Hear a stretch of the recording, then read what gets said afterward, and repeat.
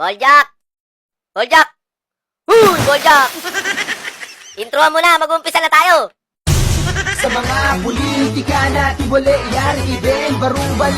Nandito na yung pinakamagtago ka. Kung isa ka sa kanila, hamalas ka. Pag nakita ka niya, hayari kang talaga.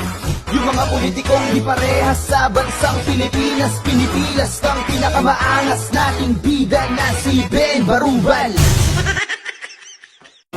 Pero baga never again na to think with the Marcoses. Oh, never again. Why, ma'am? Why? Kasi nga mambubudol. Malakas tama, laging nakangiwi, kala mo nakatira ng katol.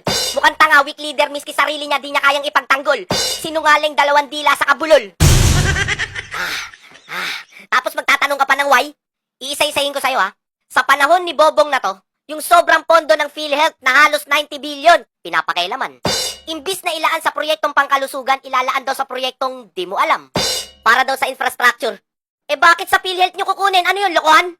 Ang kakapal ng mukha nyo para sa mga mahihirap na may sakit na kababayan natin yan. Pati pondo ng PhilHealth pinapakailaman, mga walang kabusugan. Di pa kayo mabilaukan. Ang laki pa ng bayarin. Bakit siya ilalaan sa infrastructure? Bakit sa PhilHealth kukunin? Napakahirap na mahirap talaga.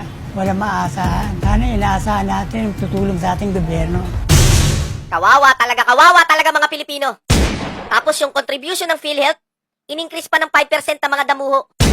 Kada buwan, nagbabayad yung premium member ng 500 pesos na kinakaltas kada sweldo. Trabaho ka ng trabaho, kaltas sila ng kaltas, ang baba pa na sweldo. By 2025, dapat po na i-increase natin to 5%. Sira ulo, paano yung sweldo? Kung mag-i-increase kayo sa contribution, mag-increase din kayo sa sweldo, saka sa benepisyo. Increase kayo ng increase, ang baba na sweldo, ang taas pa ng bilihin, kakarampot na lang matitira sa mga nagtatrabaho. Tapos sasabihin nyo, mahal nyo yung Pilipino? Ang mahal nyo lang yung bulsa nyo. Ang mayaman pagka nagkasakit, dadalhin sa ibang bansa. Ang mahirap pagka nagkasakit, dadalhin ka lang sa kama. Bahala ka kung mabuhay ka pa. Sa presyo pa lang ng bill ng ospital, matutuluyan ka na. Imbis na tulong yung ibigay, perwisyo. Imbis na mahihirap, putik, mga buhaya yung mga nagbibenepisyo. Nakikiusap ako sa inyo, President Bongbong Marcos, Secretary Recto. Tigilan niyo na yung pagta-transfer ng pondo. Gawin niyo po yung dapat para sa bayan.